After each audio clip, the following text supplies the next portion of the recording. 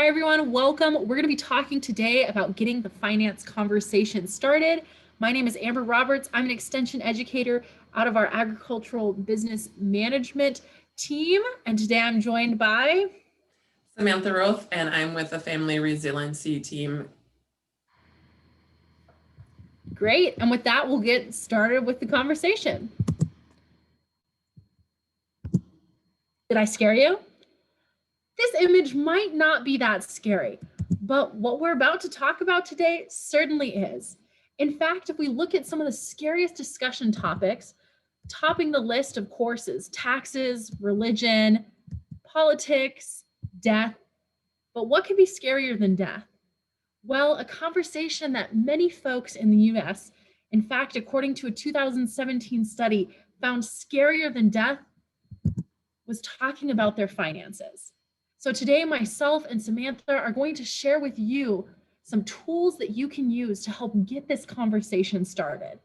And while talking about finances, especially in the context of passing your woodlands on to the next generation or figuring out what your woodland succession plan is, can be extremely scary. It's also a really important conversation to be having. If we're not planning right now, and if we're failing to plan, we're planning for failure. So I want you to take a minute and think about, why are you here? What do you hope to get from these 3 video series and the Q&A discussion that will follow? Actually go ahead and take a minute and pause this video and write it down. Great. With that, we'll be covering a few different topics today to help you be able to hold productive conversations around your finances and how those will play in to your succession planning and estate planning when it comes to your Minnesota woodlands. We'll be talking about decision making, who needs to be there, the heirloom scale and how that can assist you, family communication tips, and next steps. And with that, I'll turn it over to Samantha. So thanks, Amber. So who needs to be at the table? That is a huge question, and that might vary beyond, depending on who is involved in your succession planning. Succession planning is more challenging because it involves people's values and emotions, and those can differ. However, if people have grown up in the same household, typically the values are similar, but the emotions may be different. We also want to make sure that when we are meeting with people, that we are planning carefully about where we are meeting. We're going to have the conversation one-on-one with multiple family members, or we're going to have a large family gathering. So if you're going with a large family gathering, we just want to make sure our location is large enough for everybody to be comfortable. If some of the people you're visiting with have children, are the children invited, or do we need to have childcare? Having a neighbor girl or boy come over and watch our kids while we have a discussion in the house, or are they left at home with somebody? We don't want to hinder or encourage feelings and ideas. And so as we think about like our family table is often a gathering place for most of us. And it's also where some might have a position of power, or we naturally go into the roles of our family. An example is over the holiday season, my brother and sister and their 2 children came over and had dinner with my parents and I. My nephew Bennett, who is 6, asked why his grandpa always starts the prayer and why he gets to sit at the head of the table. So even a 6-year-old knows that my dad, his grandpa, has a position of power. And so if we're going to be talking about family decisions and not grandpa's decisions, we want to make sure we reduce those barriers and make everybody feel comfortable if that is possible. We also want to think about health restrictions, making sure it's accessible, if somebody has medicine, time of day, that kind of stuff. And also timing. When is a good time? I often discourage people from doing big holidays. We're there for a reason to celebrate or remember that holiday. And so it is not a good time to come and just bring up this discussion. And so we want to make sure that people who are gathering know why we are visiting, and so they can start thinking about it. All of us have different modes and ways that we think about things. Some of us need a process beforehand. Some are really good with just off the cuff. So we want to be able to give everybody an idea of what we're going to talk about at this meeting, or what we're going to discuss, and kind of the role. And this isn't going to be a one and done where everybody's going to gather and we have this great grand conclusion in 2 hours. but it's starting the process and being able to get that ready. So exactly who needs to be involved in those discussions? Well, we're going to talk about who to include in the discussions and the decisions on this next slide. So the first person is going to be the property owner. So our property owner is the person who currently owns the land.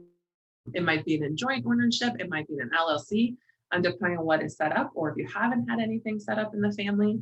And typically when we're talking about succession planning, the majority of the decision lies in the property owner and how they're going to make that decision-making process. So as they're thinking about talking to their children and grandchildren and other people on this list, they're going to decide if they want it to be a family decision, also known as a group decision, and everybody comes to consensus with what is happening with the woodlands, or if it's going to be the property owner.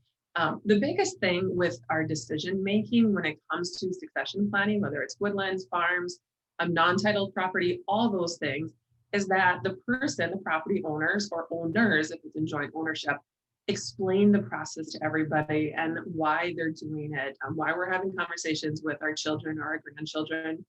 That's simply to gauge interest, to see who is wanting to take over ownership, or maybe there's multiple people. If the family has, to be able to tell stories and why it's important, and we'll talk a little bit more about that with the heirloom scale. Maybe there's other relatives that really, came out and were a part of that woodland and have an interest in that too. So it's really important to explain the process and how or who is going to decide. As I said, that could be the property owner or owners, or it could be they want to do a family decision-making and come to a consensus. So some other people might be your personal representative if you've already had that person. In-laws can be a good or a bad thing. I've done a few different of these programs, and some people don't want in-laws included. They want their, their children, and that's it. They don't have to have in-laws involved. So decide if you want to have a conversation and stories with everybody, and then really just talk to your children or grandchildren about the decision, and then they can share with the in-laws, or do you want the in-laws as part of that discussion? Also, sometimes we have really close friends who are closer than family, or our children's or grandchildren's significant others. They may not be married yet, their parents, or even ex-spouses who might have a tie. So sometimes this is when you go to the first generation, so the property owner's children, none of them have an interest in being able to manage that woodland. And so they might go to their grandchildren, or they might go to a niece or a nephew or an ex-spouse who was really tied to that. So think about whether or not that is something or somebody you need to include. Also, your attorney, to know what the options are out there and what you can do and what are the decision-making processes. And if it gets to be a little much, maybe a mediator would be good for your family. And this is not an all-inclusive list. Every family situation, every woodland owner situation is different. So are there others that you can think about that need to have a role, or you would want to have a role in this decision-making process? And what does that look like? And what can they do to help?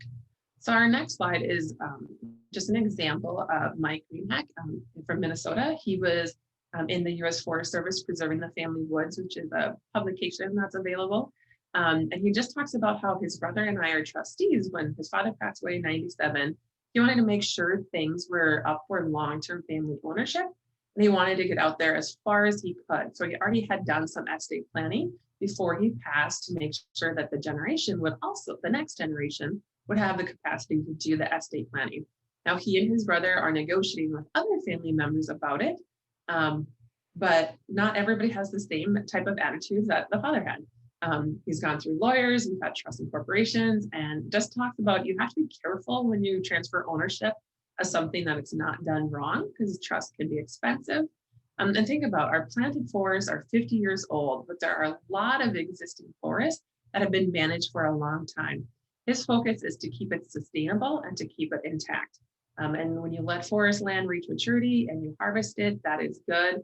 And you don't have to sell it off to benefit from it. And so he tries to keep it as a business approach, But it's also different whenever you're dealing with family members because we have those emotions and values tied to it. It is not just a business that we're doing. So that's just one example. And it's always good to talk with others who are in the same situations or who have already gone through the process and gain ideas from them. Our next one is more of an activity for all of us to do, and that is the heirloom scale. And so this is a great tool to be able to use with your family and those you want to have the discussion with, as well as for yourself. And so we encourage you to have to do it and then share it with others. Post-it notes, if you want to blow it up or make your own charts, is helpful so people can write their names or initials on it and place it on this continuum and then have a discussion about it. So at 1, you can see that continuum starts with my property is one of my financial assets in my portfolio and nothing more. So really that business focus side, all the way to 10, which is my property is a priceless family heirloom to be protected at all costs. So more of that familial value tied scale. And not that any of these aren't values, but where we lie in. And so each family member will go through and mark where they are on that scale. So you can kind of get a picture if this is seen as a business aspect in the family, if this is seen as a family aspect in the family, or if it's seen as both and who and does what or has feelings about what. And so it's a great way to start the conversation. And Amber's going to follow up with giving us some more tips and communication information.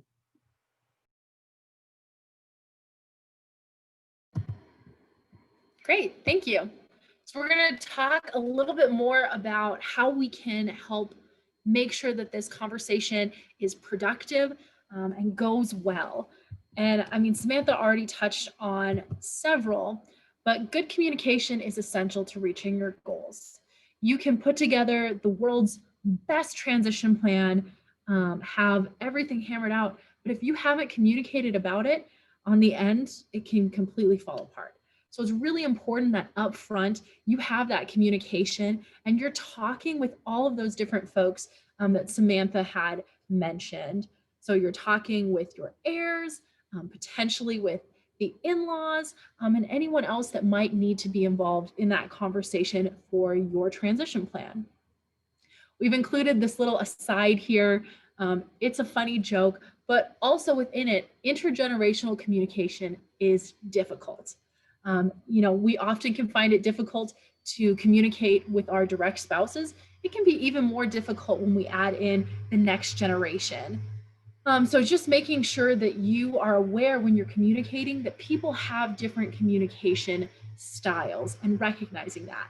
For example, in my family, I like to be very direct and to the point.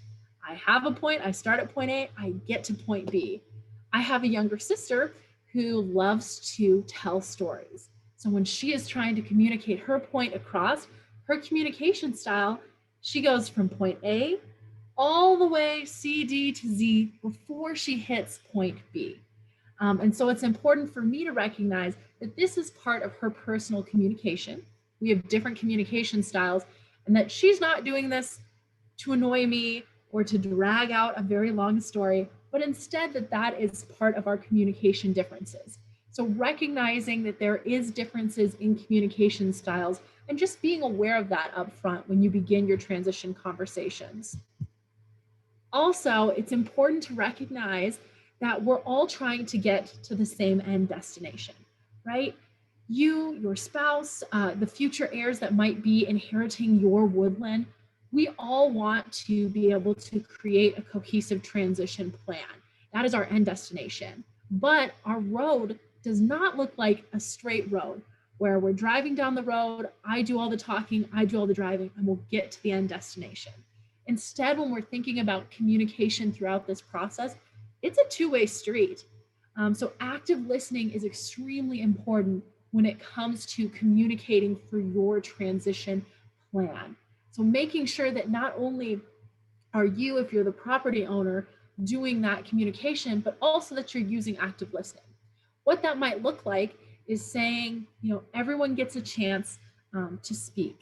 So letting the heirs speak and talk when you do this heirloom scale. One Why did you put yourself down as a 9 on the scale? Why did you put yourself more towards sentimental value? And then as they share what their thoughts are, repeating back. So what I'm hearing you say is, and getting that clarification through that active listening. And just remember, we'd love this to be a straight road, but often it can look just like this road here. There will be some back and forth. There can be twists and turns as you're doing this communication process throughout, and all of that is okay. The goal of using good communication here is so that we can all arrive at that end destination together. Some other things to remember, early planning is key. Like I said earlier, if you're not planning, you're failing to plan, you're planning for failure. So getting this conversation started early is really good. And remember, down the road, if things change, you can change your transition plan over time. But putting something into place today and getting this conversation started is important. More than, I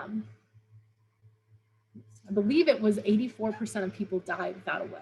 And so we don't want you to be part of that group that unfortunately doesn't plan and then has to deal with this mess while they're grieving, or has to try and figure out what happens to your woodlands after mom and dad are gone. That's a really hard position to be in. So start planning early, start having this communication. It can be uncomfortable.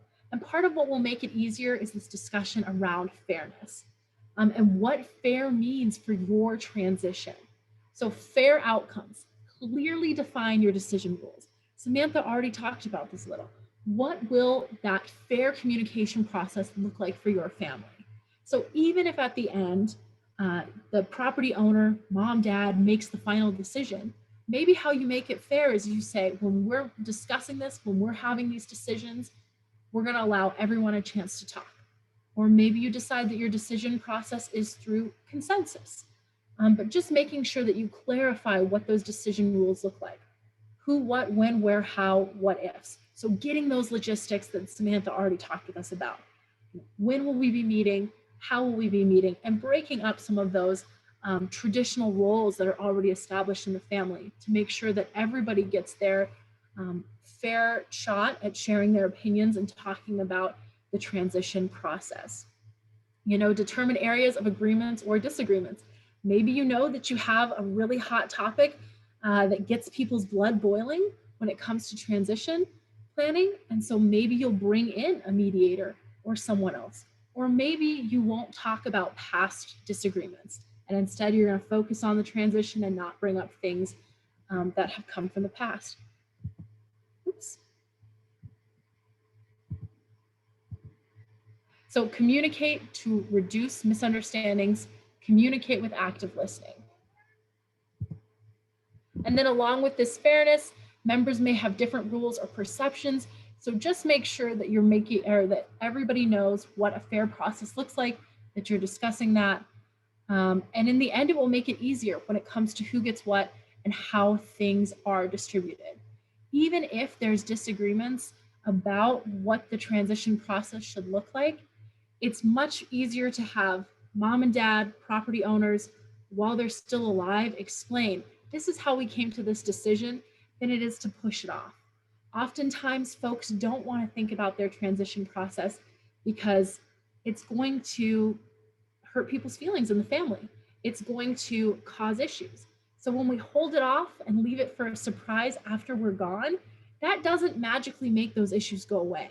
Instead, it pushes them later down the road in a time where we may be grieving over the loss of a loved one. So just make sure that it's a fair decision, and when you are, and how you do that is through making sure that you've discussed what does our fair process look like. Even if folks disagree with how that land is divided up, as long as you've talked about what our fair process will look like, this is how we're going to be making those decisions and explaining the decision that's been made. And involvement is key. When heirs are involved in this discussion, when those folks that need to be in the room are involved in those discussions early on, it increases the satisfaction with the outcome. Even if it's not their ideal outcome, oftentimes it makes folks feel more satisfied that they've been included and that they understand this is how we came to this decision. Avoid inaccurate assumptions. So defining what property or items have special meaning. This is where this heirloom scale can come in and really help you to determine, are you viewing this as a business transaction, or is there sentimental value attached with your woodland? Perhaps it's been in your family since your great grandpa, and the cabin that sits on the land holds a lot of sentimental value for some of the heirs, but for others, maybe not so much. So understanding and having those discussions around what property items, what's important to you, and who should receive certain items and why. So discussing the sense of place and making sure that you're sharing the stories and the meanings. So when mom and dad pass, when grandpa passes, and they now have gone through that transition process, how are you going to keep those stories in the family? How are you going to keep sharing the value that your woodland holds sentimentally to the family? And lastly, when you're having these family discussions, what are some of the activities that might encourage individuals to be involved with the land? So if you want it to hold that sentimental value, you want to pass it down to the next generation and have them feel the same sentimental attachment, how can you get them involved with the land? And how can you create those memories and those meanings through these intergenerational stories? So some things to discuss when you're having those discussions, not just the financial side, not just talking about are we going to do this through a will, through a trust, some of those different legal tools that you have, but also thinking about that sentimental side and including that in those family discussions. And lastly, what are some action steps that you can take? So you've heard Sam and I, we've been talking for 25 minutes now about communication, but what can you do right now to help get you started on your transition process? Well, first you can attend on January 19th, the Q&A. Sam and I will be there, Matt Russell will be there, and all of the other presenters will be there. And let us know, what are your questions? 2, you can also work on completing that heirloom scale and start identifying some of the immediate and long-term hopes and dreams that you have for your woodland.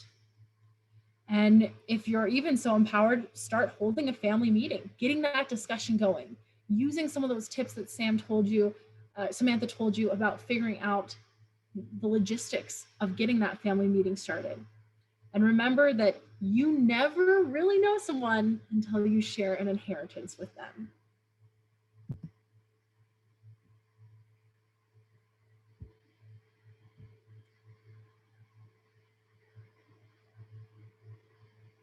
And with that, I think we'll say thank you. Sam, is there anything else you want to add in?